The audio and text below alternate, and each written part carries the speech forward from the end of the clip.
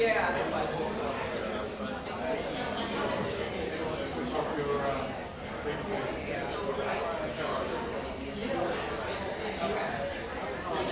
guys, we're going to get started finally right now.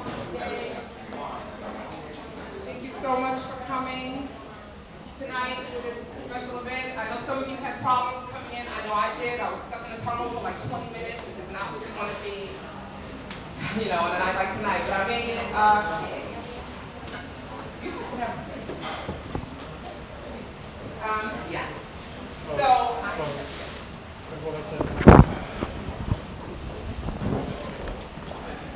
that's when they get in the presentation, right? Oh, okay. And then I'll pass this amongst them. Let me get mic'd. Oh, how nice he's doing. So anyway, hey, how are you? Good. Yeah, you can sit. Just sit anywhere. Thank you guys for coming. My name is Charlie Oliver. I am the founder. This is obviously the Clinton-Trump event. I am the founder of Surfresh Media, which is a digital media strategy company in New York City. We work with brands and people to kind of help them get their word out and to reach their audience, kind of like how I'm reaching you right now in a number of different ways. And I'm also the founder of Tech 2025, which just launched. We do events on emerging technologies in the city, things that are happening in 3D printing, AI, blockchain, all disruptive emerging technologies. I want to first and foremost mention our sponsors who made this event very much possible. They brought us all here, and I cannot thank them enough. Starting first and foremost with Work Better. Work Better is this entire space. They're a co-working space in the city. They have 3 locations, correct? 4 or 5. How'd that happen? Wow. So they're all throughout the city. They're amazing. As you can see, it's very functional, and they have a great community. I'm going to ask them, I'm sorry, Patrick, I'm so sorry. I'm going to ask Patrick to come up and speak with you guys about this space, because I know for a fact that he's going to have something to say that you are going to want to hear, because this space, I know it well. It's a great space. So thank them for hosting us for this event. Yay, Patrick. I think Charlie basically just set it off in the part. But thank you all for coming and braving this cold November day. Really, we do appreciate you all coming out here. But really, this is a co-working space that you're sitting in right now by day. It's normally bustling with entrepreneurs and people starting their own organization or nonprofit or their own business. We do have 5 other locations in New York City, 2 in Midtown, 1 in Chelsea, 1 in Wall Street. We have this location as well as Chicago. If any of you are interested after this, I'm going to be sticking around for this whole presentation. I'll be in the back if you are interested or might know someone that's interested in office space in the future. We'd love to chat. And that's about it. Thank you. Wow. And just so you know, I will be sending you guys a thank you. I'll put his information in there if you want to learn more about the space and talk to someone and come in and maybe go for a tour. I'll put his information in the email after the event. Next up, I'd like to introduce Maria from Agape Match. Maria is the person you want to really know in this city. Agape Match is it's a matchmaking service, right, that connects people who are looking for love. And she makes it happen, though, and it's an amazing thing to see. She's been featured in the New York Times and in all kinds of media outlets, not just in this city, but actually across the country. So she has an interesting story about the Trump-Clinton situation, because when this first started, and again, she's one of the most sought-after matchmakers in the country. When the Trump-Clinton when the presidential race started, she was getting interesting requests from people. I don't want someone who likes Trump. I want someone who likes Clinton. Don't send me this. So she has a fascinating story to tell, but I'm going to let her tell it because she does it better. So this is Maria. You can clip this on. Want me to clip it on? Yeah. Hello? Oh, it's for that? Yeah. So I still have to be loud. But you can hear me, right? All right, good. So that's right. My name is Maria. And I'll tell you my story. She'll only take a couple minutes. But when Trump announced that he was running for president, it was basically early spring of last year. And I didn't think much of it because I'm very busy. I run a matchmaking service, which I know is really weird. I could see it in your faces. And if you're not really paying attention, I know you're already singing the Fiddler on the Roof tune. But nonetheless, it was fine the first month. And then the second month of being at our office, we have a small staff of 6, we started to see a difference. And that difference was that, one, we started getting Trump supporters coming in asking for women who also support Trump, which we don't have. And then we also started getting Democrats, people specifically saying they don't want Republicans. So let me just kind of go back a little bit. So as a matchmaker, as a real-life matchmaker who sets up real-life dates, I am literally a user experience manager who talks to people face-to-face about what's going on in their lives. Right? How does technology impact their dating life? We talk about it every day. And how do current events impact their dating life? We talk about it every day. So as a result, I have to still manage expectations of my clients. Now, who are my clients? Half of them are Bloomberg Republicans, and the other half are Bloomberg Democrats, right? So they're kind of the same, but a little bit different, right? There is a difference. I feel like a lot of people would be our Bloomberg Democrats in the city. So there's 2 questions that we ask our clients to get to know them better. The first is, tell me about your last relationship. You can learn a lot about someone when they talk to you about that. But the second question we ask them is, what are your deal breakers? And when we started asking that question, a month after Trump announcing his nomination, which, in case you don't know, if you've been living under a rock, he basically claimed that Mexicans are rapists. All of a sudden, we started getting people saying, I don't want a smoker, and I don't want someone who supports Trump. And that makes our job really difficult, because while we do look at political compass, we didn't really think that kind of ideology mattered as long as the values were similar, because we do match people based on family values and lifestyle. So throughout this long election season, and if there's one thing I'd like to see happen in our politics is for election seasons to become a lot smaller, I kind of blame the problems that Agape Match is experiencing and other matchmaking services across the country on Paul Ryan, the Speaker of the House, not on Trump, because he never denounced any of these things. He would just kind of disagree. And as a result, all of a sudden, this value paradigm that kind of exists beneath the ideology that people support in politics was starting to get cloudy, for lack of a better term. And as a result, it kind of makes us wonder, and we were quoted we were the inspiration, and we were quoted immensely on a New York Times post in the summer about this, like, what's going to happen on November 9th? Because the way we see it is, this is not necessarily good that we have this big, thick line across the sand about who we're supporting. We, up until a year ago, we would, as long as people had the same values, we had no problem setting up Republicans with Democrats. Remember, Bloomberg Republicans with Bloomberg Democrats. So I feel like this election season is bringing on the dating apocalypse. And what that means is that, well, let's take a step back. Has anyone ever heard of OkCupid? Mm-hmm. Right, most of you have. So OkCupid says that by far a predictor of interest is relative age, right? Like, what's the age range you want to date in? Being 5 years within a dating prospect's age doubles your chances of being mutual interest. Next comes religion, which another 50% boost. Then ethnicity, 16.6%. Education, 10.6%. And then political partisanship is 9.6%. And I'll send you this in an email, so if you guys are looking for these statistics. But while we can say that this doesn't matter, it kind of does matter now, because we need to have 2 healthy parties that still have some par of values for that ideology to fester. Because here's what happens. If we continue now, if we keep now pairing people with the same political ideology right now, what ends up happening, statistically speaking, is that you create this major partisan divide in communities, because usually people tend to move where other people share the same ideology with their neighbors. And it's shown in research that if a parent is a Republican, another parent's a Democrat, that child tends to be moderate.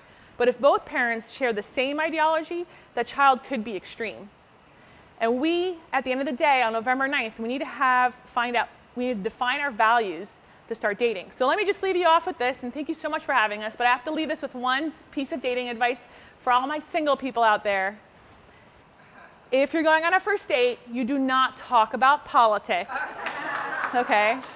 But if you have to, focus on your values, not on the ideology. That's what really matters. And that's all.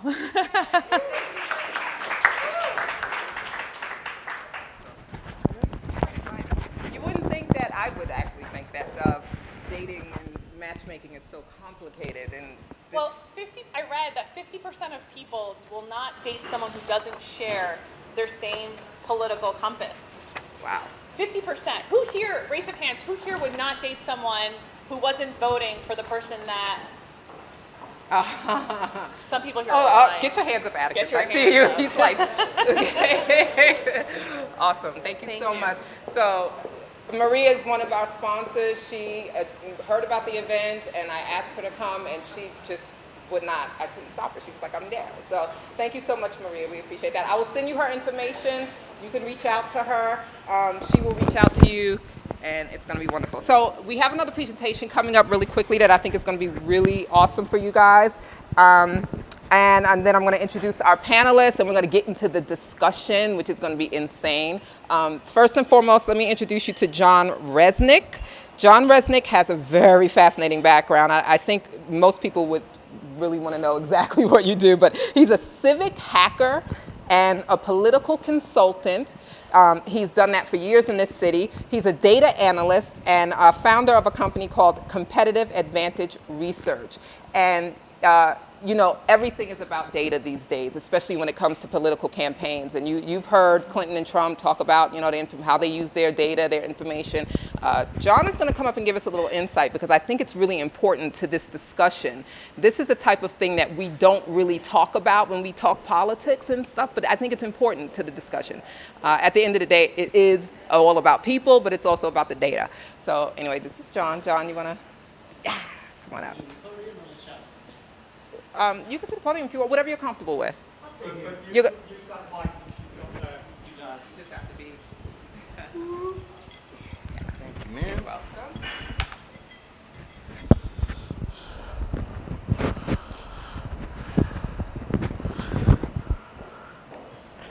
Hi, everyone. My name is John Reznick. I'm the founder of Competitive Advantage Research.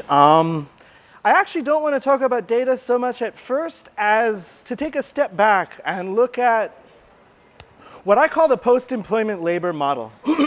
Because both and all of our candidates for president really, when they talk about technology, when they talk about the economy, they're usually talking about full-time employment. And when they don't talk about full-time employment, they're normally talking about startups. And when you think startups, you think of venture capital, you think of someone who wants to make an app to get pizza to you faster or to help you find a doctor in a disaster zone, all kinds of apps. But what a lot of people do here is they enter a game where they're seeking venture capital or you become an employee. And what a lot of people aren't talking about is an increasing trend you're hearing about alternate streams of income, whether it's called side gigs, entrepreneurship, hustle, et cetera, et cetera. This is now entering the lexicon as people discuss the nature of work and the economy itself. So I had a traditional career. I'm a little older than most millennials. I had about a half a decade to do the normal professional career ramp and even to play with financial products before the 2008 boom. But what happened, literally the day that President Obama was inaugurated in 2009, I was laid off. My career was destroyed with violence. My salary trajectory was eliminated, and I knew as of January 20th, 2009, that I was about to join the tightest labor environment since before my parents were born, and that I would immediately join the long-term unemployed. And there was no way about it. And so what I began thinking about was sustainability. How do I provide for myself? How do I make a difference in the world and do something of passion when I'm not going to be able to get a job? And so this is where I did what the side of me that is a millennial, I started a blog. I actually started putting content on the internet using social media. And that content was related to politics. And at first it was photos, but now it's data, because one of the things that I realized is that politics is an incredibly aggressive capital market. A lot of people don't think of it that way, but vast sums of money are raised and then spent. And very few people even look at the expenditure lines. So I began analyzing expenditures by politicians, and no one had done it before. This was literally me, an expression of anger and rage. I had no income. I was going out of business. I needed to pack up and leave New York. So I began analyzing this data, putting it on a blog, and literally showing people how 2013 New York City candidates for office, that's all of your city council, your mayor, your comptroller, your public advocate on down, how they were operationalizing, what their personality meant, how much they were spending on alcohol, calories, taxis, and especially with the Uber thing. I was one of those people who's like, oh, de Blasio uses Uber. And so a lot of people did, I actually had a list of who was buying Apple computers with campaign funds. And so the reason I mention this is because what this technology moment has meant to me through multiple stages of my career is that merely by taking this stuff by the horns, there's huge underserved areas. Politics has only recently become a strong digital playground, and the public data that are available, people are only now beginning to use phrases like civic hacking, open data, transparency. You see these terms in the policies of both of our presidential candidates. Is there a problem with the audio? I'm getting it good, but I'm not sure everybody else can hear it, so you might use that as well. Is that better? Awesome. So, right on. So, the idea of this technology moment is that when I first graduated from film school into the wintry economic climate of the first Bush term, the W. Bush term, it was hard to find a job, and I found the technology was how I was able to differentiate myself to enter organizations and say, this is something I know how to do, you're still maybe a little too old to do it. And that has come up a couple times. Most recently, it's involved learning database administration, computer programming, and making products that allow me to analyze politicians and literally to sell that information back to the politicians themselves. What people need to, the reason I mention a lot of this is because when we do look at presidential policies, economic policies, the way people discuss jobs, labor, and employment, they're usually either assuming that you're going to go do some VC thing, and Hillary Clinton has even said, we want to do a tax rebate for folks that are doing a VC-funded startup. That's not necessarily sustainable, and that ignores all the losers, the people who do not get funding or who could not afford to hang in there long enough to get funding. And so there's an important concept of sustainability that I would say my own experiment in my own career has baked in. If you're not really thinking, what is this doing for you 1, 2, 5, 10 years down the line, it's just as likely to vanish as my career did when the real estate boom busted in 2008. And so another concept that I've come up with, how am I for time, by the way? I don't want to.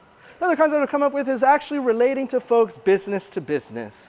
There's not enough room for all of us to be employees, and given what happened to me, I knew that I would be too old and my salary expectations too high, my trajectory too steep for any of the jobs that were actually available. So I basically decided I had to brand myself, and I do that as an individual, as a person, and now as a business owner. The one thing I'm cheating on is health insurance. That's where employment really beats what I'm doing. I pay all my bills. This is sustainable. I bear revenue. But right now, my health is not an insurable event. That's because I'm 35. And so when I look at policies to do with employment in the future, what this moment means, you've got people doing their side hustle or even as their main gig, employment is not providing these benefits anymore. And the last thing I want to mention is simply that of taxes. Those of us that are starting or operating our own businesses do not receive pre-tax benefits for the same things that employees do. We do not pay the same tax rate, and in fact, it is more difficult for us to predict what our revenue is going to be. It's not necessarily as smooth as a lot of other types of operations, particularly traditional employment. So I guess my pitch, what I'm looking for is a sense of tax fairness and predictability, a sense of access to benefits and economic tools that are available to employees or available to larger businesses than one like mine. And I think the last thing that we're looking for, and just an area to think about, not another 10 minutes of presentation, is that what technology does for us now is it allows people like me or like you to literally decide on an area. I'm going to pitch in. I'm going to mess with this. And I'll tell you, I started my business as an expression of spite towards how politicians are spending money. And so this is a moment where anybody can disrupt, where they can decide this is what I want to do with my life. And if you're able to do it sustainably, God bless. Thanks so much.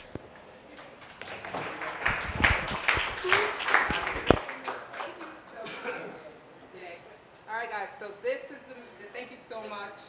Really appreciate it. 2 minutes real quick? Huh? You said you give me 2 minutes Oh, you. to outline Trump's policies. Okay, give me you want to outline Trump's? Okay, so I have 2 quick questions for you guys, because this is going to set the tone for tonight. I think the way that I run my events, I want to learn from you guys. I want my panelists to learn from you as much as you learn from them. So by show of hands, all right, how many people are pretty much over this whole entire election? Like, you want to vote today if you could. I already voted. You did? Oh. Okay. I see somebody back there has 2 hands. Okay. I voted absentee yesterday. Oh, you did? Okay. That's important. That's important to this discussion. Here's the second question, and this is really important. All right? How many people in here know exactly who they're voting for? It's baked in the cake. There's nothing that can be said that can sway you. You know who you're voting for. Oh, wow. Changing hearts and minds. Okay, that means we really are kind of over it. The reason I asked that question is because I was concerned. I'll be honest with you guys. I do these events all the time. I'm very fortunate to live in a city where I can reach out to so many amazing people. I see people here I've never seen before, so thank you so much for coming. I like a diverse group. But you never know if the topic is going to resonate with people. You never know what people are going to think. And I was nervous that I would get people in the room who would want to fight over Clinton and Trump. But it turns out that people are just tired, okay? And I came up with this event and I'm too tired to fight. We're all here. That's saying a lot because I'm from Brooklyn, so I can fight. I'm so sorry. Okay, thank you. So I came up with this event in the summer, believe it or not, the beginning of August, and there's been a lot that's happened since then. And I launched this page the day that the Trump tapes came out. And so literally in the morning, I hit send and the page went live, and then 3 hours later, it was Trump and crotches and, it was insane. So anyway, I'm gonna turn the mic over to Sultan, who is, let me give you a proper introduction. And I'm gonna tell you something that some of you may find actually very interesting. Sultan, whom I've known for several years now, is actually a big data and digital strategist. He's a conservative political pundit, and a week ago, he called me to tell me that he is an official Donald Trump policy surrogate.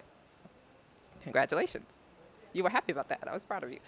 So he is here. He's technically speaking on behalf, you can speak on behalf of the campaign officially, correct? Okay. I want you guys to know I reached out to the Clinton campaign because I believe in discourse. I wanted to have a balanced discussion. So I reached out to them, and I specifically reached out to a woman who is she has a very diverse crowd. And I reached out to a few people on her campaign, on her tech team, her communications team, and I didn't get a response. And the one response that I got wasn't so great. So know that I did try to make it happen. I don't know why I didn't, but he's here, and we'll get some feedback. I want him to discuss with us. Oz will tell us in 2 minutes about Trump's policies. How many people here are very clear on what Trump's technology innovations policies are? See, okay. You got some work to do. You got some work to do. Yeah, oh, sure. By the way, he speaks up on a lot of news shows, and so that's her.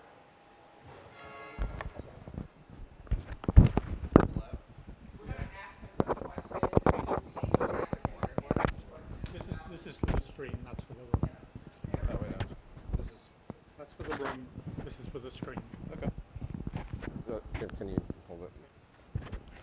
Hi, my name's Sultan. Can you guys hear me? All right. And if you can just, I'm sorry, really quickly, I know we all know what a campaign surrogate is, but really technically, can you just say exactly like what that means and what you do and Sure. My name's Sultan. I'm a big data strategist. I also do counterterrorism research. And I'm a policy surrogate for the Trump campaign.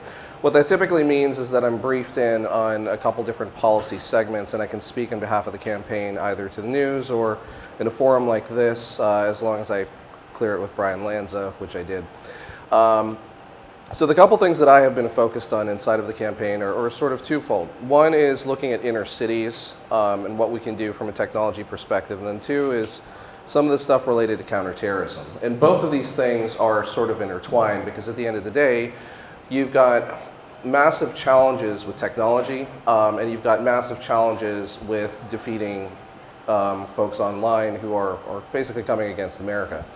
Inside of the technology perspective, I'll tell you a couple things. One, Peter Thiel is working with the campaign to write our policies. So for the first time in about 32 years, we've got members of Silicon Valley actually involved with the campaign, putting together policy that is focused on defining America.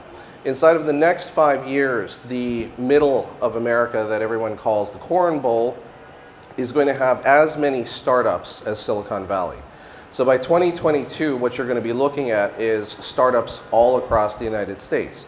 And these are going to be in a variety of different avenues that you may not have even thought about.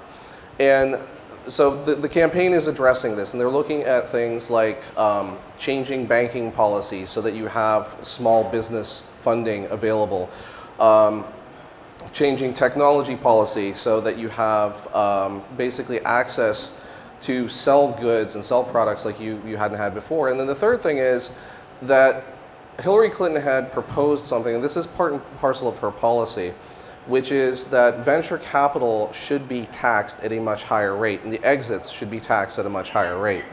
So what that problem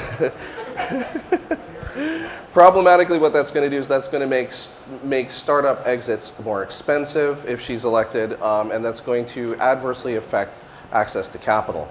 Donald Trump doesn't believe in any of these things. So the short and the long is that the campaign is looking at shortened banking regulations, improved banking regulations, improved tech regulations, and then fostering tech inside of the city or inside of cities and inner cities. You said 2 minutes. Do you want to get that? Can I give you a quiz on that? Okay. So next we're going to have, this is a really special issue, by the way. We're going to ask questions of these guys. I'm going to let you talk to them. But first and foremost, I have a special treat for you guys here. Yeah. Thank you so much. Yeah. So you guys need to switch seats so that you can switch. Actually, Oz and John, if you can just let these two have. Yeah, I'm going to let you guys take this. This one. This? There's only one because the others wouldn't fit into the... Do we need this one too?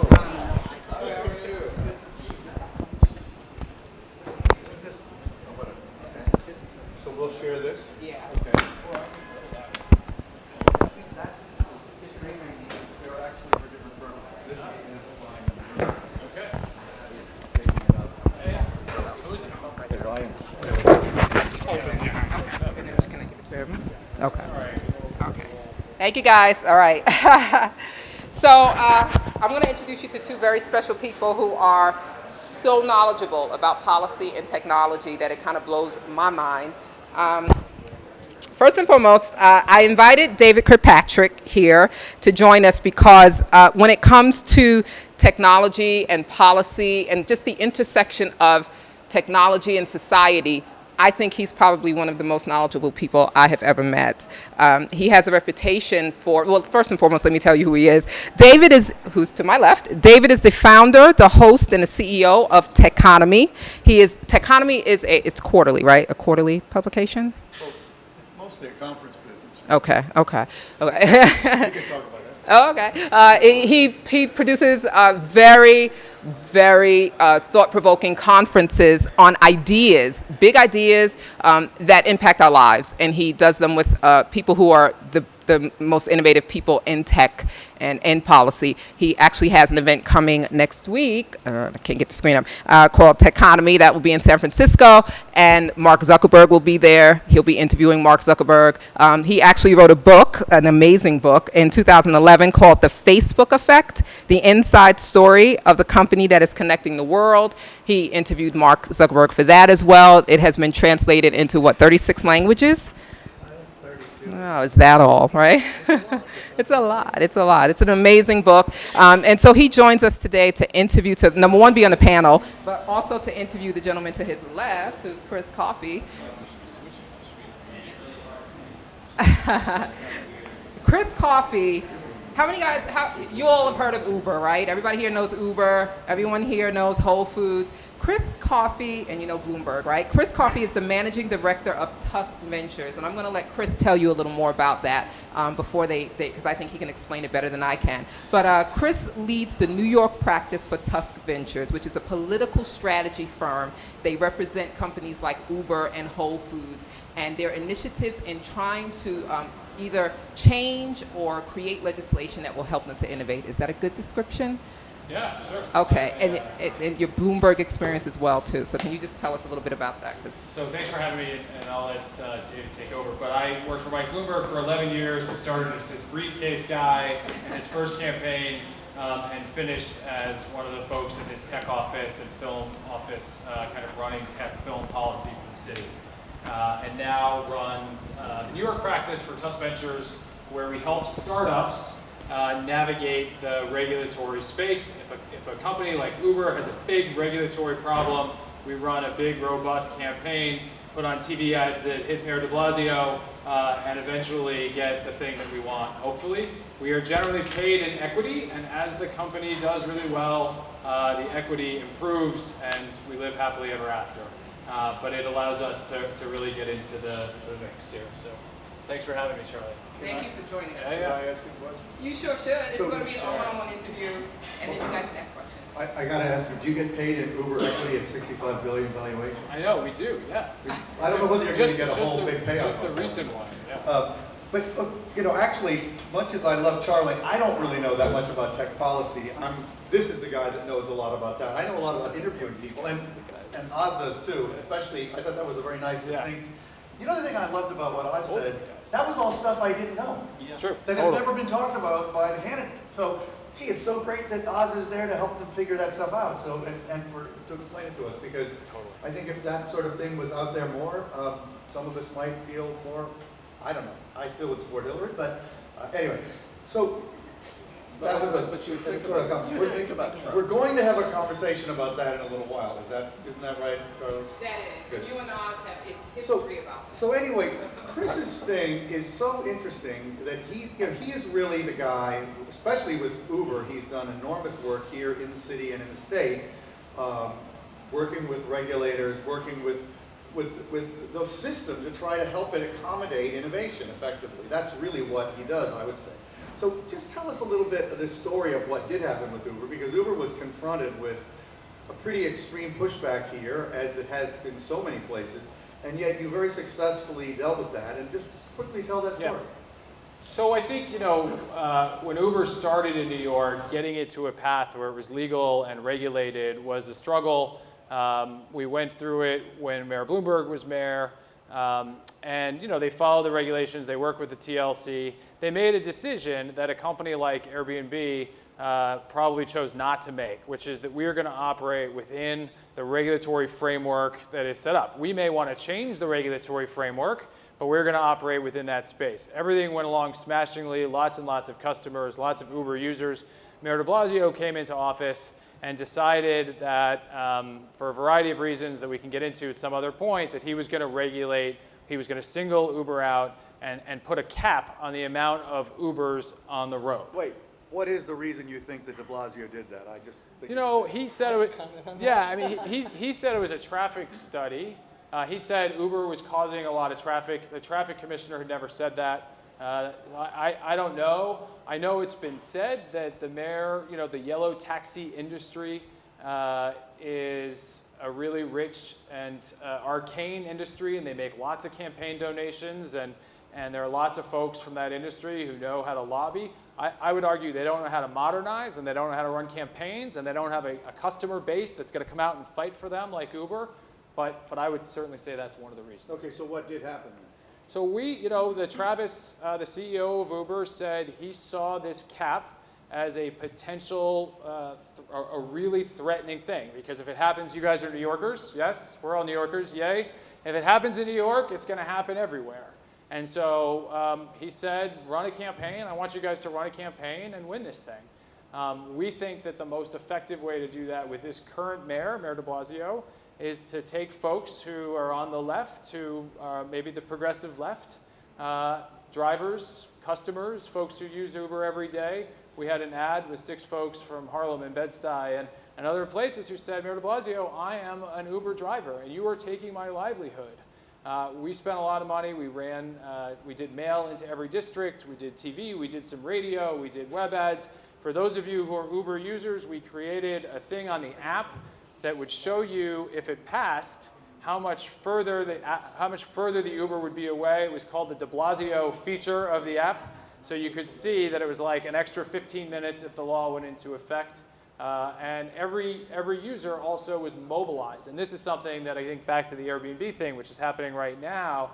Airbnb's users are tourists. And so politicians don't care about tourists, right? Who cares about someone from Denmark? No offense to Denmark. Well, just in case anybody doesn't know, talk about the state law that was just passed about Airbnb. And I actually don't work for Airbnb, but from what I've read, I think that that they've passed a law that the governor finally has signed, which makes it illegal to post your apartment or your house anything for less than 30 days. And it gives you heavy fine. It basically outlaws most of Airbnb users. And it's devastating to Airbnb. As a campaign consultant, Airbnb is now doing all this pushback.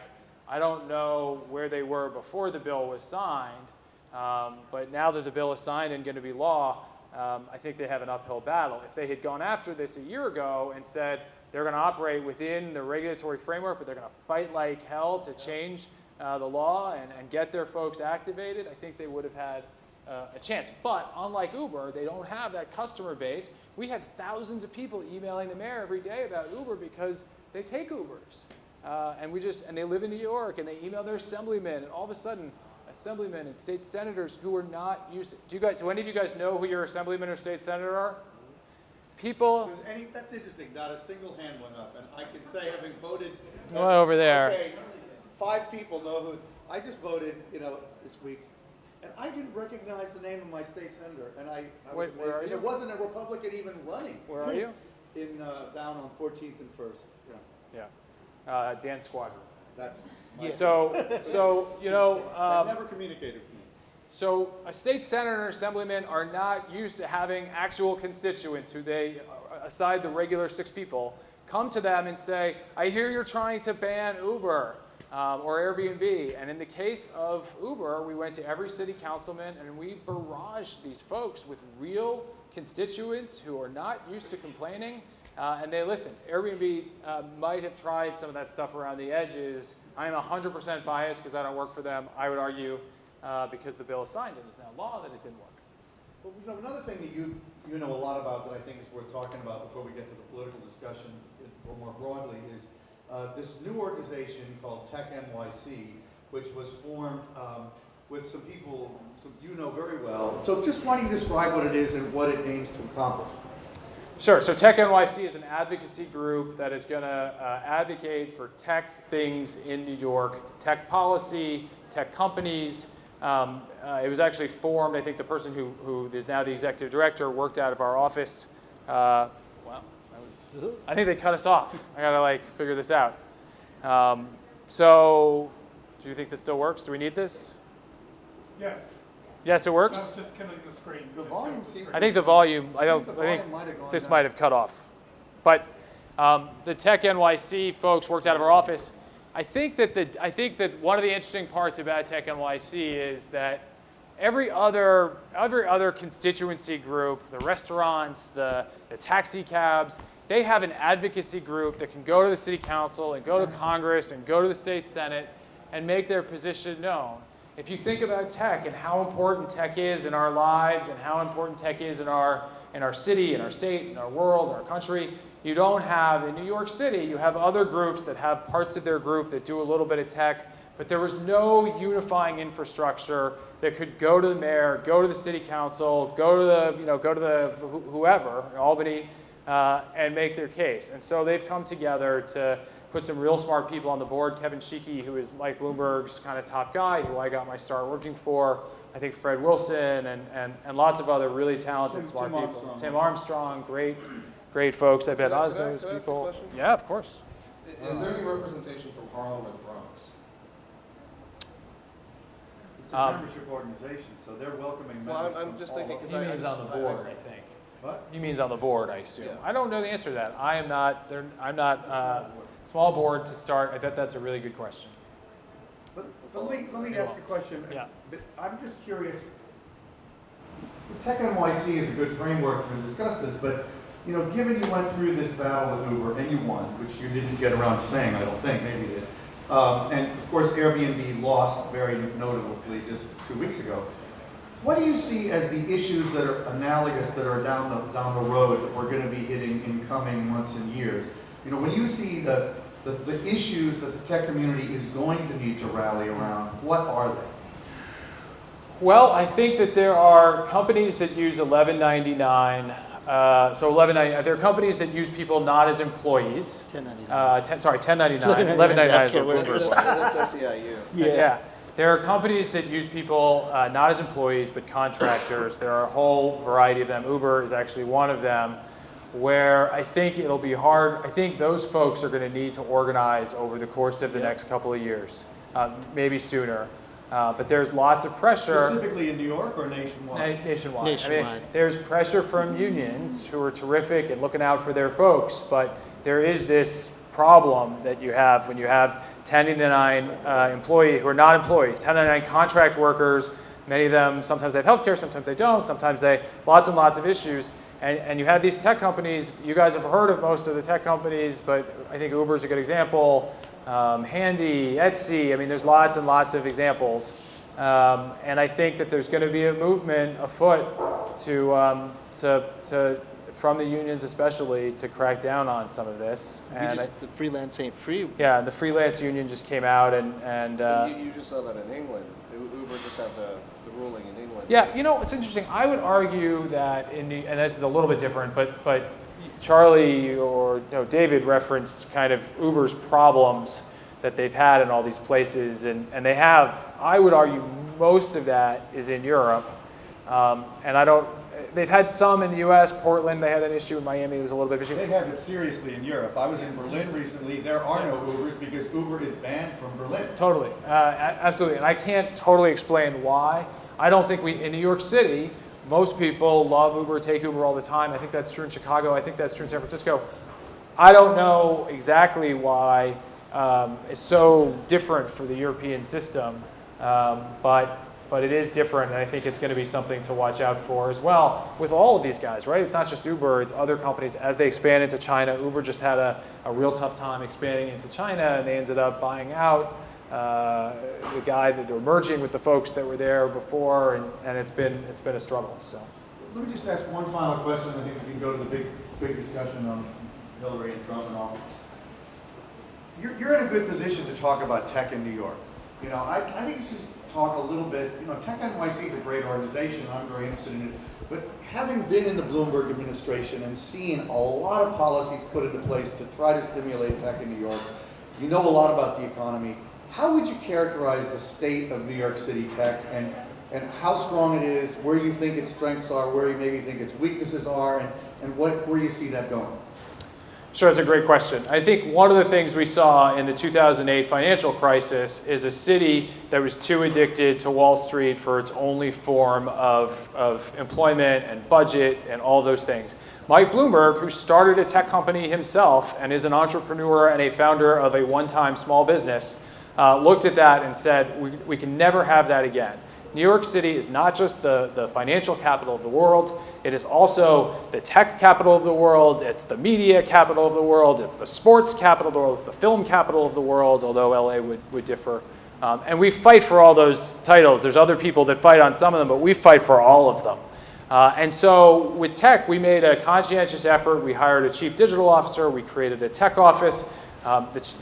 Mike's chief digital officer and I co-authored the first ever municipal New York City digital roadmap. It's the first time a city has ever taken a comprehensive look at what their broadband policies are, at what the STEM outlook is like, what our communications outlook is like, how in an emergency, the Office of Emergency Management can use different kinds of communications tools, whether you're 75 or whether you're 12 or 16, to get in touch with everyone.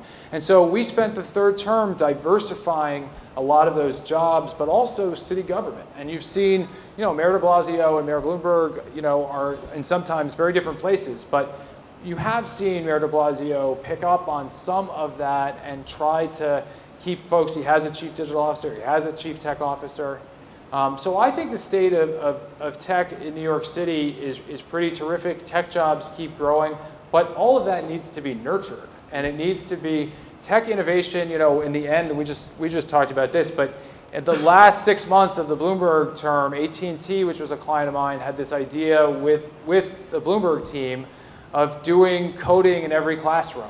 And so we looked at could we, instead of teaching French or Spanish, although in addition, but as a language, could we teach coding so that when you popped out of high school, you had this amazing skill, right?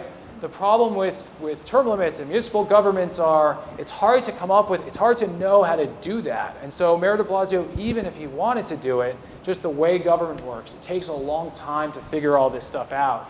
We, in the last 3 months of our administration, started a pilot program that put coding into 10 schools. But as you guys know, New York has 1.1 million school children. So there are more school kids in New York than there are people in Boston. And so doing 10 schools is like, it's amazing, but we have a long way to go. And you guys who know, I think, and follow tech innovation and people like Oz and John and certainly David understand that we got some of these policies by having groups like Tech NYC, having groups like this, where people are talking and coming up with ideas. The coding in the classroom idea was my idea. It wasn't my idea. It was because there was a group like this somewhere that had this idea and came into City Hall and said, can you guys do this? I know you can do this. And we went to meet with Mike and we pitched him on it, and he said, we've got 212 days, go do it. And that's, but that kind of innovation in government, and I'm totally biased, is very rare, and the Bloomberg government had it, and I don't know that others. May I add something to this? CSNYC. Yes, they're great, and Fred Wilson, exactly. But I think that started under Mike, and that, to his credit, Mayor de Blasio has raised money for CS New York, and so that's encouraging to see that continuity. Okay, I just wanted to add something to that really quickly, which is that one of the things that my business does, we actually look at the websites of different departments. For instance, most recently this week, the Department of Education, the DOE, they put out requests for innovation all the time. For instance, I've now applied. We'll be receiving data sets that belong to the city, conducting analysis on those data sets, and essentially delivering tools back to the city. They have rounds where several of us, where they then take in innovations from dozens of firms that they then can consider. For this one, it's to predict how many kindergartners are going to enroll in each given district over the next couple of years. So what's increasingly happening in this moment, and essentially the opportunity for me and my business, is to find there are places where government really wants this stuff, but they're also not going to hire and resource a full-time person, but they know that we're out there. Yeah, you should definitely So have I spoke at the broadband Sorry, bro. conference in Harlem last week, and I'm also one of the UN representatives for digital, basically for smarter cities. And one of the things that we looked at is STEM education, and this is part and parcel of the Trump campaign. So, Trump is looking at STEM, Trump is looking at charter schools, Trump is looking at these opportunities. God, I'm so glad to hear that. But I do have to say that it's 32 years. He's not just up against the Democrats. He's up against the Republicans. We're looking at 32 years worth of failed policy in Washington. Okay. What he's looking at doing is basically being that kind of a tech disruptor that comes in and brings that sort of radical change. I think this is what we're going to talk about in more detail in a second. I just had thought of another really good question to ask Chris before we wrap this. You know, one of the big things that's facing New York City tech in the very near future is the development of the Cornell Technion, which I know you must have worked on. That's a really big deal where a major tech graduate university is being established in the city on top of NYU thing that they merged with the Brooklyn, what's that called? NYU Poly. NYU Poly, and of course we have Columbia, we have a lot of great universities, but what do you think is going to be the impact on the city of the Cornell Technion? I think we have more college kids in New York City than all of Boston as well. I know that sounds crazy, but it's just these cities are small, so compared to New York. So Cornell Tech was Mike's idea. He believed, he was an engineer by training. He came up an engineer. He believed in this idea.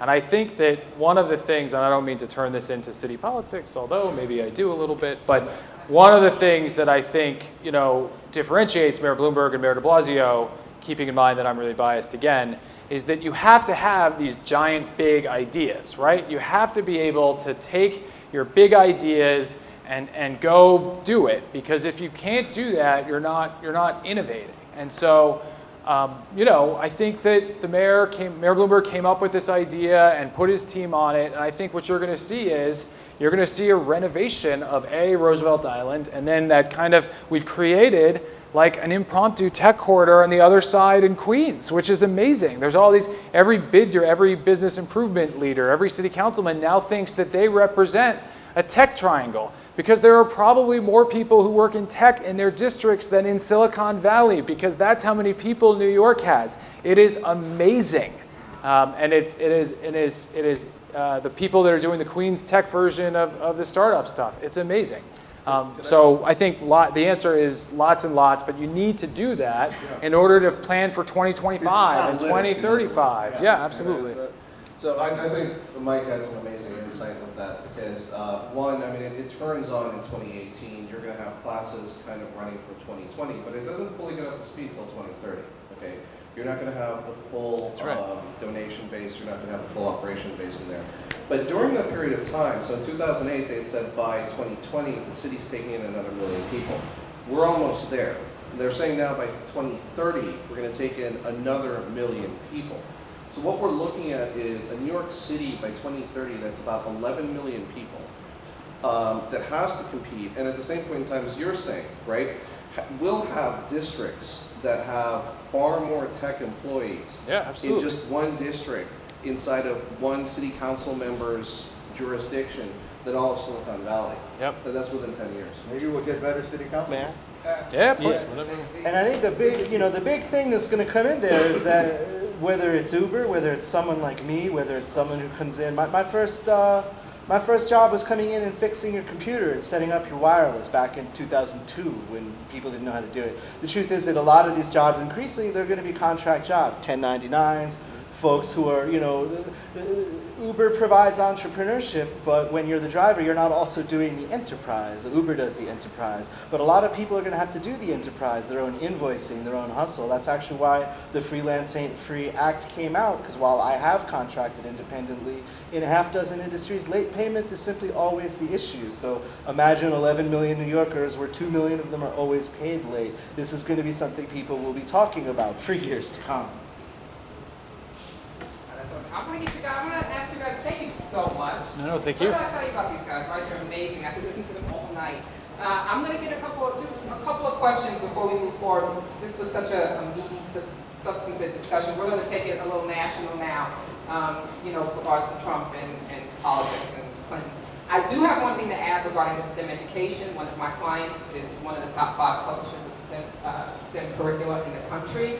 And so I became very embedded in that community with the teachers and understanding the concerns of the parents, which oftentimes doesn't get really kind of discussed a lot. And one of the things that I can tell you for a fact is that as much as we want to give children this amazing education and coding and get them up to speed, not just up to speed, but advanced. I mean, we're competing with other nations who are also doing the same thing.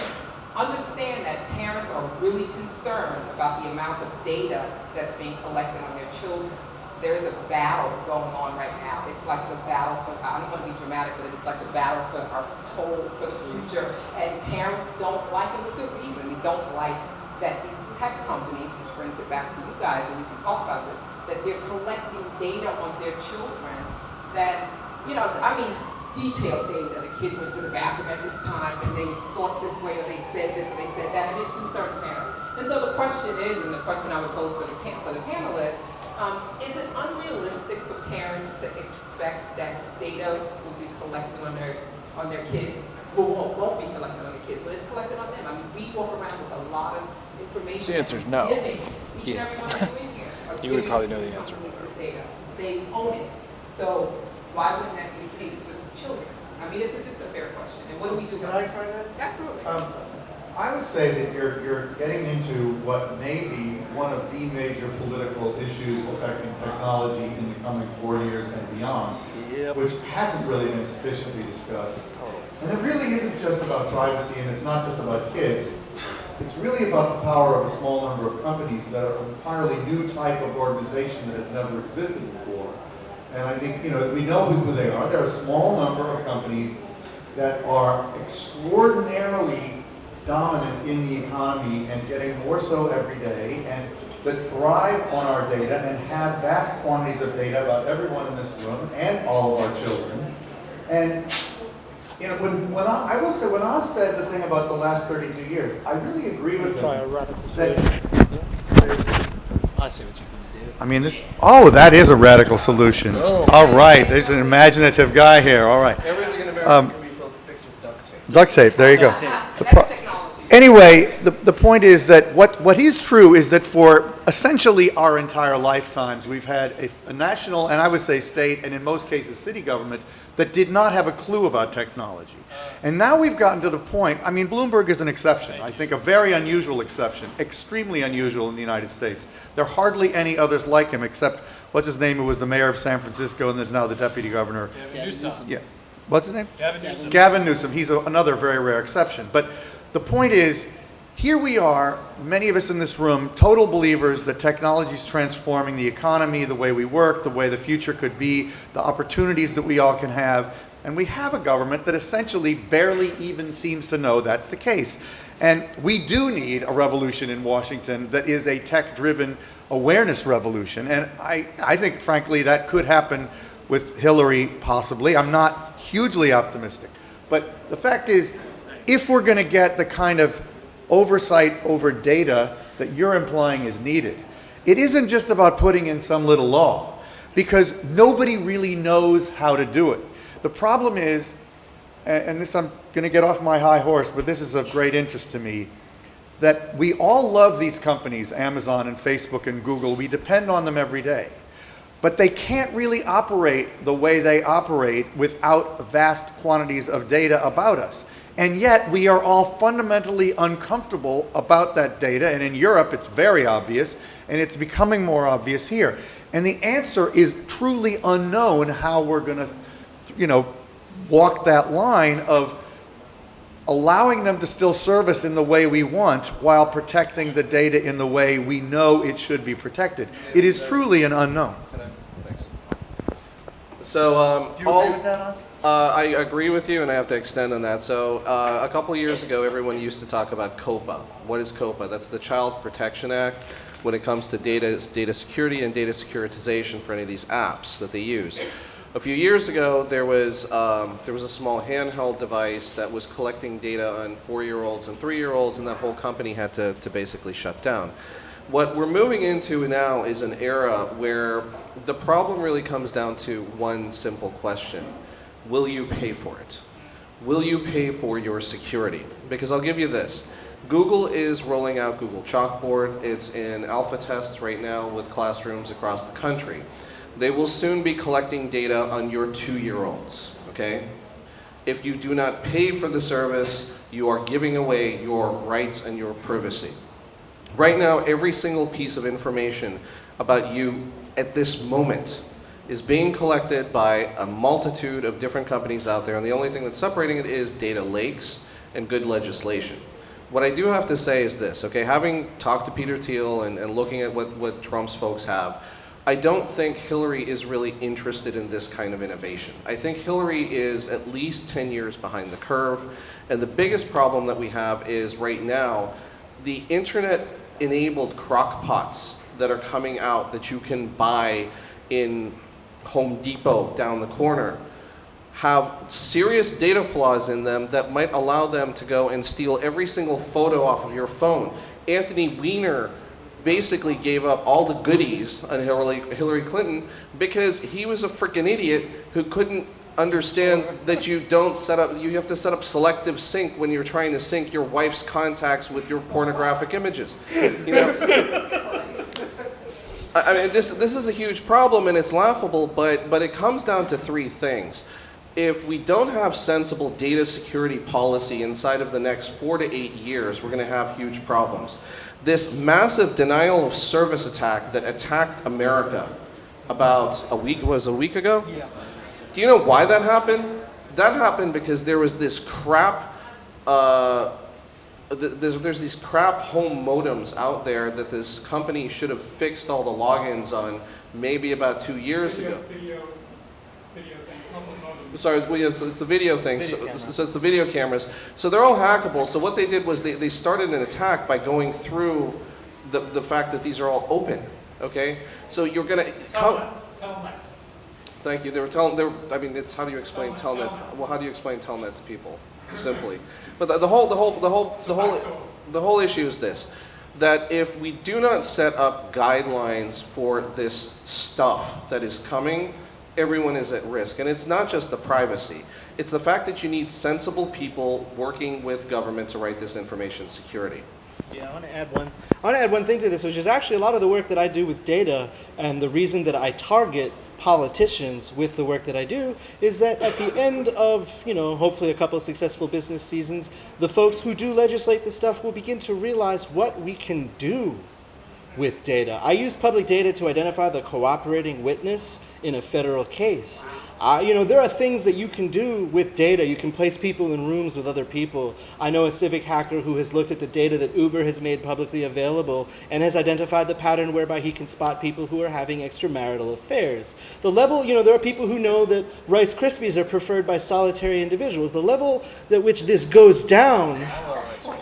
I love Rice, yeah, exactly. I mean, the level, the depth at which this rabbit hole goes down, I mean, consider you're making billions of transactions on your... Talk about data kidnapping and ransom.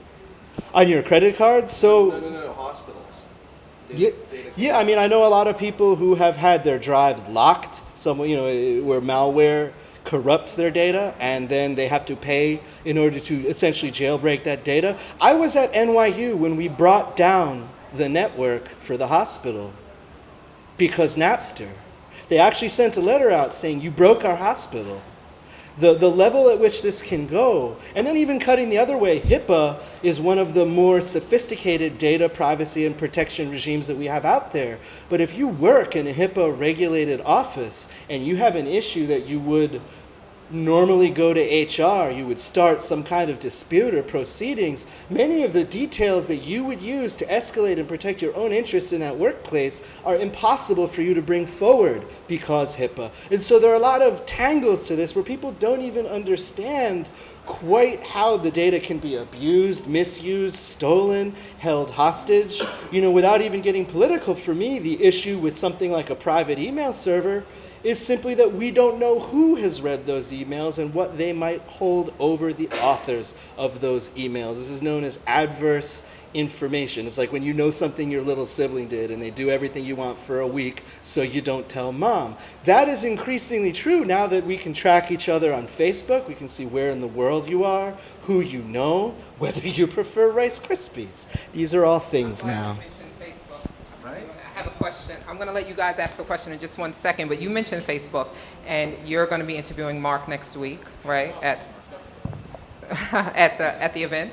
I'm not going to put you on the spot. Don't worry about it. I'll be at Techonomy as well, covering it and kind of discussing some of the things or sharing some of the things that they'll be discussing. But will you next week, and you don't have to give me your whole hand, but will you be asking Mark Zuckerberg about this? And if you do, what will you ask him? And what do you think keeps him up at night? Do you think he thinks about this stuff and the fact that... When you say this, what do you think he should be asked? Well, I think, and that's a good question. I mean, I can even ask the people out here, what do you think he should be asked? In other words, he sits on an enormous amount of data, meaning Facebook, not him.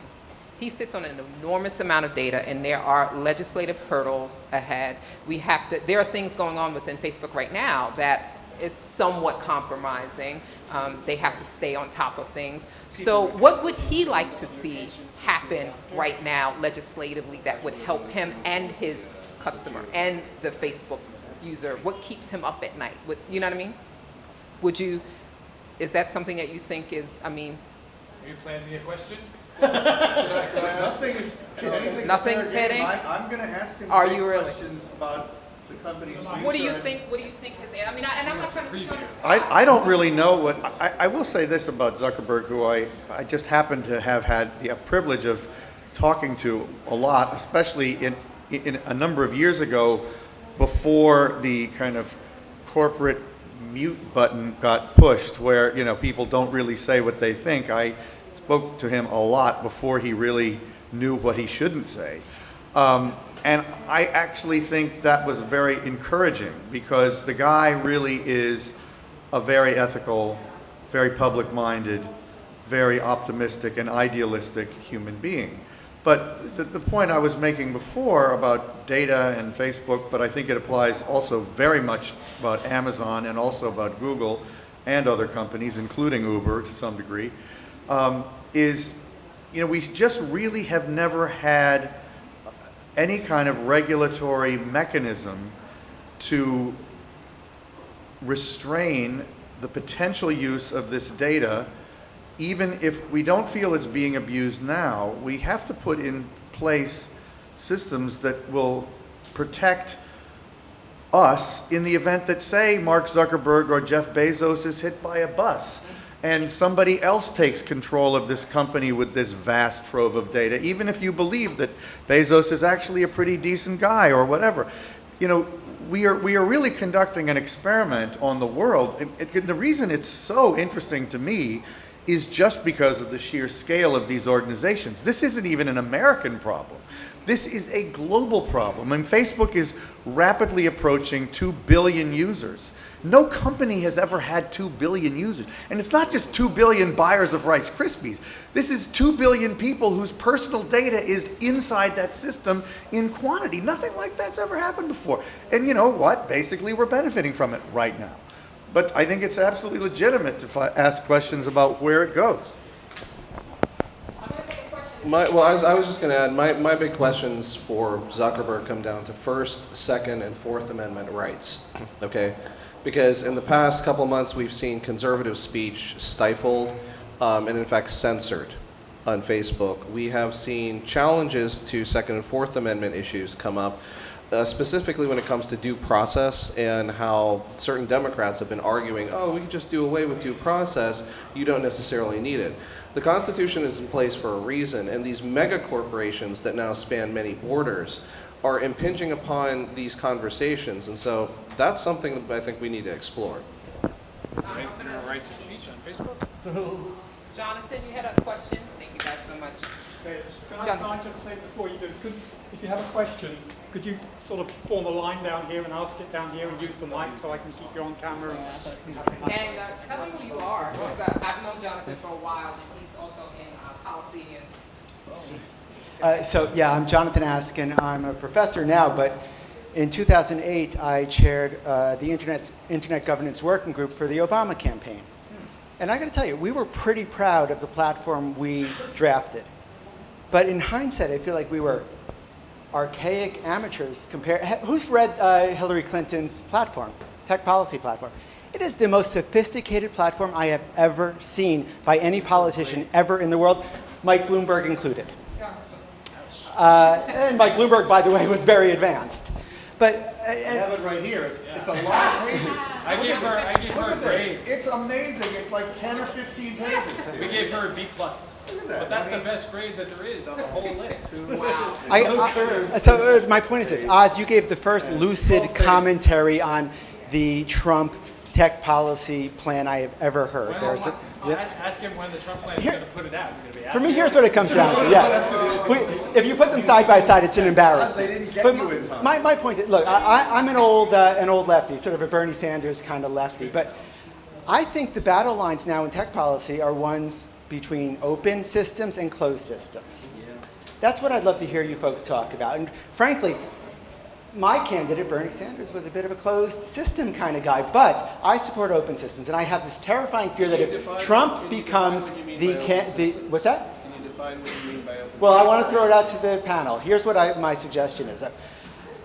I think the battles globally will be between openness, however we define openness. It means the ability for networks to easily interconnect. It means for the internet to have as much free ability to communicate globally without any interveners, without any phone companies, cable companies, governments second guessing what you're doing with your internet experience. That's been the beauty of American capitalism. It's been the beauty of the internet and its ability to allow America to be at the forefront of technology and innovation. So when I read Hillary Clinton's platform, I see one that promotes openness, pro-net neutrality, pro-open systems, as much as she now attacks the TPP. Will that still work? I mean, what's the pushback to that? Well, the pushback is security, cybersecurity issues. Now, I think there are technological solutions. I'm a bit Pollyannish on the fact that I think the blockchain technology solves a lot of the problems we had with peer-to-peer communications networks and the inability to, the requirement to have trusted intermediaries. Look, I don't want the platform. I want to hear what you folks think about openness and closed systems and where Trump and Clinton stand on. I feel like that was a good response to the Trump thing, though. So it's good that someone did that, because, And you know what, just to piggyback on what he said, I know that Bradley, who's the founder of Tusk Ventures and your boss, oh, okay. Yeah. Actually, I Just joking. The only Republican I've ever voted for. Oh, thank you. He's an independent, but he was on the Republican line, so we'll take it. Exactly. Yeah, Bradley, while you mentioned that, I read that Bradley said, he made an interesting comment about Hillary Clinton that I think is worth you responding to as well, which is that he said that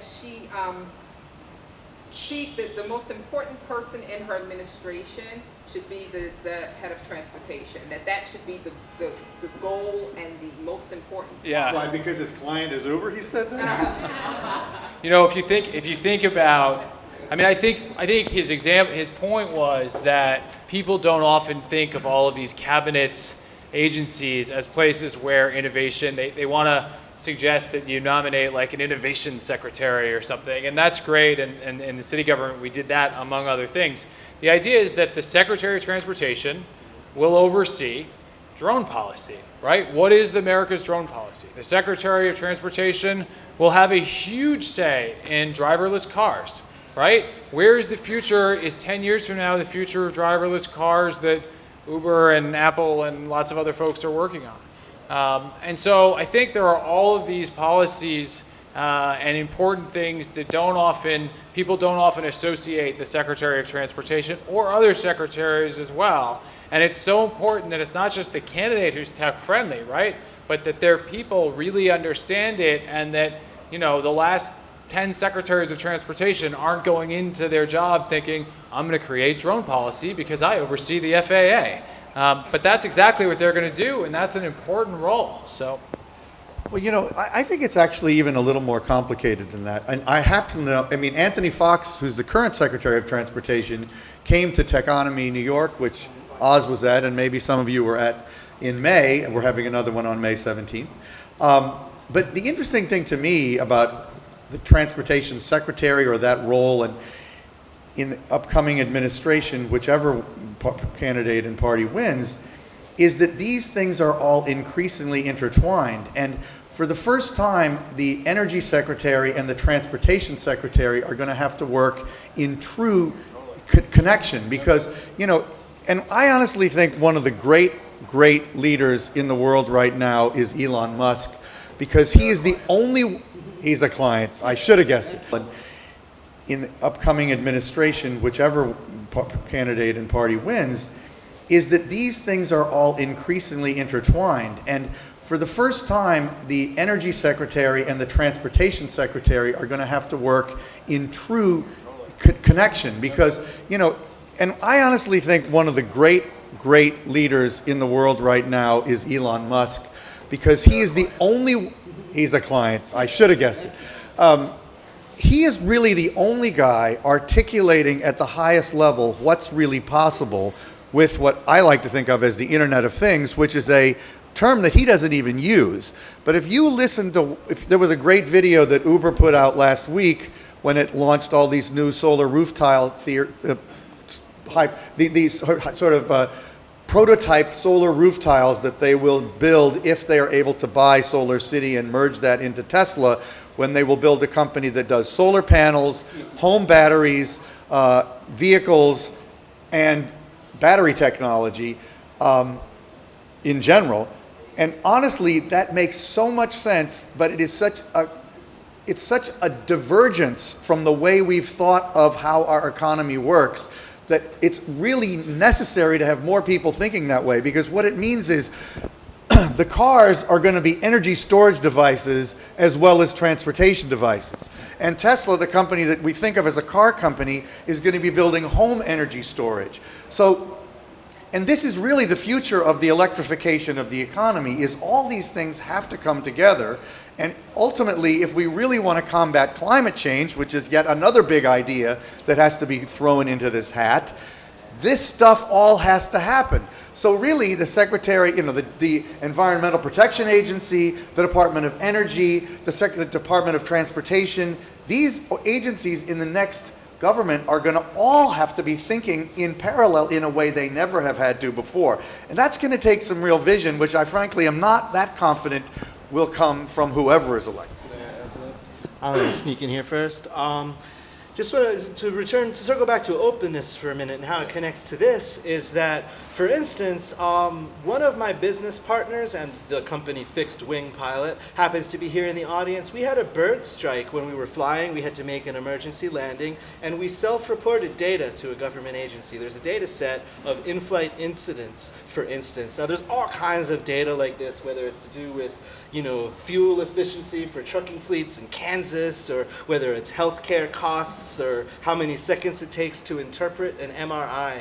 A lot of this data is open, it's in the public, and as we reach these inflection points, how do we address climate change? How many rare earths can we really tolerate putting into these batteries and saying that we're really offsetting our environmental damage? As we get into a lot of these really thorny debates, while there's a lot of ideological permafrost on it, my idea, my approach always is to just keep attacking the data, to take insights out of the data, and to have conversations based on the things that we now can objectively derive, where we didn't have the computing or the sophistication, or even government agencies that were affectionate for their data, the way is now coming about now, where you can go to the State Department, they'll say, yeah, we use an open stack now. We love it. It lets us work with contractors all over the world. So the idea that we can reach into all of this data and learn about how we should really be addressing these problems in a non-ideological way is the one idea that I like to leave in people's heads. I think the microphone might not be working. Can you guys hear me? Oh, there. Okay. So, asking good question. Semi-open, semi-closed. What I like to think of it as is closed communities with open pathways. And the reason for this is Donald Trump was staunchly against Barack Obama turning over the internet to international bodies. That happened last week. Donald Trump was staunchly against the AT&T merger. So just so you know, AT&T now owns CNN, HBO, Cinemax, Starz, and a bunch of other They want to own those things. So listen, let's see what happens with it. But what it comes down to is this: the AT&T acquisition, okay, the Comcast merger that's happened, Facebook, a lot of the Yahoo acquisition by Verizon. What this is doing is this is creating gated communities. You're going to have this openness, but what you're also going to run into is big problems with trans-jurisdictional issues. For example, in New Zealand, certain conversations that you have are considered cyberbullying that aren't necessarily considered cyberbullying here. So what you could run into with this new open internet framework is, as laws are passed, as legislation is passed, there's going to be an impingement upon American citizens like we've never had before. At the same point in time, it is a Wild West all of a sudden. You've got the gated communities, and you know you can kind of expect what you're going to get there, but these open pathways, they're not really fully defined. I think a lot of the open tech stack that you're talking about is there, but what happens next? I think that's for our next president to decide. Do you have any questions? I'm going to let me try the ladies first in here. Does anyone have any questions of the panel? Oh, you all have it down packed, right? Okay. No, well, Jolie has a question, actually. Jolie is with the Internet Society of New York. I have a few comments. Yeah, I'm with the Internet Society. They're live streaming this, folks. And first, just on your opening comments, you talked about the gig economy and solutions. Well, there's a guy at the New School called Trevor Schultz, and he runs a thing called the Platform Cooperative Conference, and it's next weekend at the New School, and you could go, and they'll talk about this exhaustively for 2 whole days. So, you know, there's people thinking about that. And then you talked about Harlem. Well, of course, there's Silicon Harlem, and I have to say that Every neighborhood has a tech district. Broadband like you've never seen. that Rangel, in fact, was a great tech supporter, and and it's sad that we're losing him because his replacement, it probably won't do as good a job. SBI, I mean, I don't know if SBI really gets it. SBI owes me money. I have nothing else to say about it. From 2014. Okay, so there's a word that hasn't been mentioned so far, which is Obama. And it's generally accepted that Hillary will be a continuation of Obama. And what we've seen in Obama's term is that he's worked on open data. He started the digital service. He supported tech. He's been intelligent. He got elected by using tech better than the other side, and we would expect Hillary to continue in that tradition, I would think, better than Trump. And then, and when you read about Trump, he doesn't even use email. He only has to have it printed out for him. That's not true. I don't think that's true. Admittedly, how... You don't want to go down that because Hillary does But not how, was because Hillary had Hoover printing out emails for him is what got her in trouble. Let's not talk about email. She uses email. Yeah, that's the problem. Is there a question? But, well, I had a few comments, and you can talk. And so, I mean, right this week we've seen, the FTC with Wheeler appointed by Obama, pushing through the thing which is going to stop ISPs sharing your data. Do you think Trump would have pushed through that same rule? Can I have a microphone? So I think what we're talking about is security and privacy here, and I think Trump is a big proponent of security. Trump's a big proponent of privacy. I don't know if I could say exactly the same language and verbiage would have been passed, but something similar would have been passed. But similar to what we were talking about with the gig economy, I want to throw this back at you. In 2008, the largest employer in this country was Self. By 2020, a full 40% of Americans are going to be self-employed. 40%. Okay, that's over 100 million Americans. And that's what's driving all of this new innovation. That's what's driving this new tech. But it's driving these disruptive systems, which is why we need someone who can look at radical change. I mean, think about it this way. Insurance companies could potentially start falling out of the sky inside of the next 8 years as we move into, I'm sorry, Uber is letting you rent cars from who now? Is it General Motors? In pilot program, you can fractal rent a car for a month. I only need this car for a month. It's $179 a week. I'm not paying for that parking the entire month. I'm not paying for the insurance the entire month. This stuff is going to be radically disruptive. And what we do need is we need people who have got the advisors and then the sensibility to deal with that. And I personally think it's Trump and not Hillary. Well, let me ask you guys a question. Who's going to educate us? I mean, the general public literally has no idea about any of this. It's not that we're ignorant or this, we just literally don't know. I mean, we're going along and we hear about artificial intelligence, driverless cars, blockchain. None of it is making any sense. It's all intertwined. We don't know if you guys don't know what the legislative thing is going to be, how are we going to know? And we have to vote for these politicians who are going to enact this. Who educates us? I don't know that anyone knows what the landscape's going to look like in 8 days. I think most people would bet on Hillary.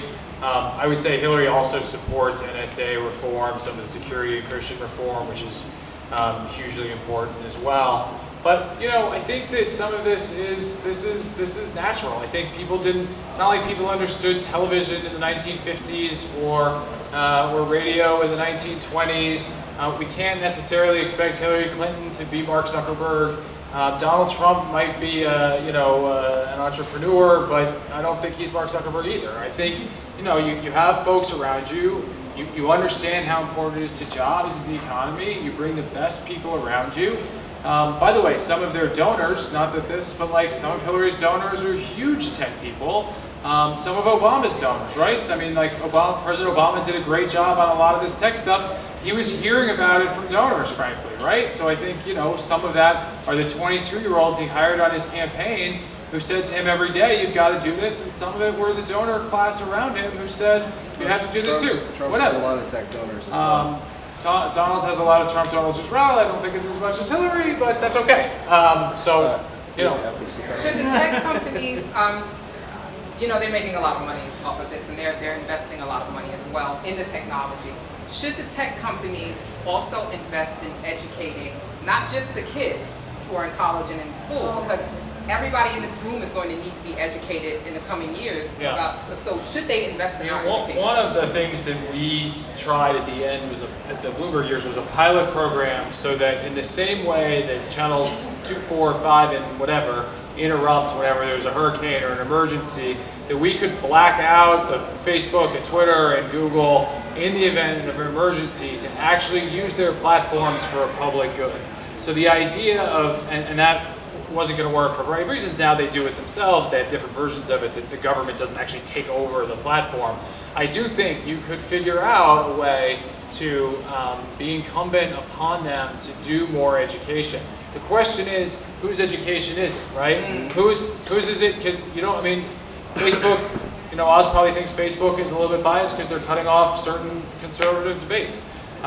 Where you get your news and who decides that is really important. I do think we would all be benefited by the idea that in this day and age, when the Wall Street Journal's Greater New York section is laying off their entire staff, that we would all be better served. Yes, it happened yesterday. We would all be better served by having some of these companies, give money to the print companies that create the news that do educate us. I know that sounds crazy, but they need that content. And that content comes from reporters who are hungry and who believe and who can go out and find this stuff. And I think that we, as a country, as a city, we're all going to be in tough shape if all of those news content providers are replaced by Facebook and Twitter, and they need to get their news from a respectable place. And in this election, we have lost some of that because the debate has been so batty. That's why you're here. So actually, I want to add to something else that you were talking about. I think we were both at Hope, right? We were both at the Hope conference. The platform co-op? No, Hope. Hope, I will say, yes. Yeah. All right, so there's on the one side of the equation, I'm just going to imagine this is kind of like layer cakes in front of me. On the one side of the equation, you've got the fully open education platforms from GNU. Then you've got stuff that's coming from Facebook, stuff that's coming from Google, stuff that's coming from technology vendors. You've got your traditional education vendors who are out there, and they are getting beaten by leaps and bounds by all the technology stuff that's coming up. In fact, half the time they can't keep up with what the teachers' needs are and what the students' needs are, or what they should be teaching. Then you got homeschooling in different manners and fashion. Then you've got charter schools. Then you've got these different magnet schools. Then you've got good old school, okay? So good old school keeps getting forgotten a little bit inside of this because it's what do you do in terms of maybe taking some of these best practices and rolling them into the schools to make our kids competitive. What this comes down to is, one, they have to have a good basic education, not just in the reading, writing, and arithmetic. Coding. But they hold on, it's not just coding, okay? Because not everyone wants to code. We've got millions of what I call NAFTA dads out there that are 25 to 55-year-olds who are displaced from all of those NAFTA jobs. but they don't want to code, they want to do something else. We need to bring back vocational education. We need to start looking at things like 3D printing, okay? We need to have a new shop perspective, because right now in America manufactures more now than we ever have before. People just don't want to talk about this. There's 2.5 million manufacturing jobs out there that are unfilled simply because people don't have the skills to work in them. So what do? You have to fix education from the ground floor, but there's this mid-tier of education that has to be fixed. And that's the one thing Trump is talking to. And that's the one thing that I got to tell you, the Democrats and even the Beltway hasn't talked to in the past 15 to 16 years. So to piggyback on that a little bit, the conversation isn't just what we can do in schools for kids, because kids don't vote. So there's also a policy discussion in the interest of children, families, and every other stakeholder, saying what of this stuff is important? What do we want them to know? You know, in the same way how you decide how to instruct a jury. I don't know if any of you all remember the television program The Simpsons, but there was a running joke in The Simpsons where the nuclear power plant operator would continually release films about nuclear power, essentially to show to people, oh, nuclear power is great. I grew up next to Indian Point Nuclear Power Plant, and they literally sent those people to our school district to hand out phosphate pills or whatever other nonsense they thought would help us in, you know, the event of a radiological catastrophe. And so the idea of who is now a good stakeholder in sharing this information. For instance, do we want what Facebook tells you about Facebook? I'm sorry, do we want what Uber tells you about Uber? Or do we want, you know, a Surgeon General type person who is an ombudsman, who is not? You know, even if we look at educational products, I mean, how much of our textbooks are made by Pearson? Who are Pearson's shareholders? You think the other side would accept you think the other side would accept the government person? I mean, you think if Obama had a Surgeon General candidate, that anyone on the right side would believe anything they said? I mean, it's possible that simply in the current climate where everything is left and right and screwed, no one would agree. But I actually think that technology in particular is an area where it's apolitical. Like we can say data hygiene matters whether you're liberal or conservative. Privacy matters whether you're liberal or conservative. Doing policy, regulation, and legislation right matters, and there are things that we can certainly agree on. And when it comes to that, it's a matter of saying who is responsible for this data, for the ethics around it. Are we leaving it to these networks of companies, or is there a place where people can actually go to hear something that was not fed to them by folks who have a profit interest in the discussion? I just want to add, and this is what Trump keeps talking about with drain the swamp, because you have all of these special interests, and you have every single, I mean, you have so many lobbyists out there that are pushing different agendas that it's not for data sanitation, it's not for this, it's not for that. So what do you end up with? You end up with bills and education half the time that are so gerrymandered by whatever special interest paid money to whichever senator, that's what you get. And that's what we don't need anymore. Yeah, honestly, I don't know about that. You know, I don't want to just like quit, but that might be more easy on the ear if the candidate had ever said anything close to a tech policy or articulated any kind of vision for the economy beyond insulting people and the like. Don't hand the mic to me. who wants to follow that? I've kept it in English. You two can Okay, I want to go back to this problem of data and the wider problems, and I'm with the Internet Society, and we deal with these kind of problems all the time. And we've developed something called the multi-stakeholder process to deal with this kind of stuff. And it was this that resulted in the transfer of the DNS after like 20 years of process to the international community, something that was opposed by Donald Trump, opposed by Ted Cruz, with a demonstration of a complete ignorance of the way that the things work. So it's a question of whether a man on top is going to decide on by draining the swamp, or whether you're going to like bring people together of everybody to resolve these problems. And I think, to me, that's why Trump is not the solution. All right. So that's enough. Thank you guys so much. If you have, thank you so much. Did you learn a lot from them? I hope so. Thank you guys. I will send you an email with all of their information. Are you guys open to taking like questions or anything? I will let you know what they're doing and where you can find them. And thank you so much for coming. I told you I'd get you out here by 8:30. It's 8:22. All right, go work. Oh, it's really, every time Trump speaks to me,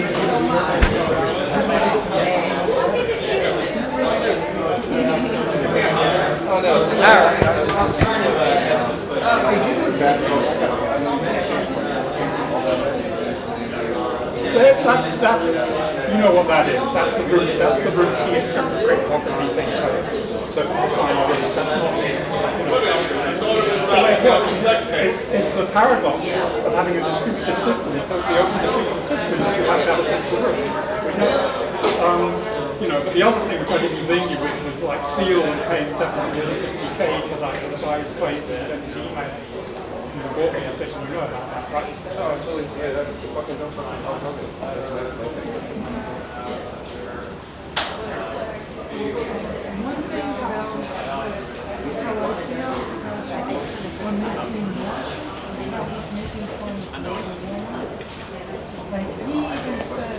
He says there's no such thing as global warming. He even had that on his website. He said it's white for the Chinese.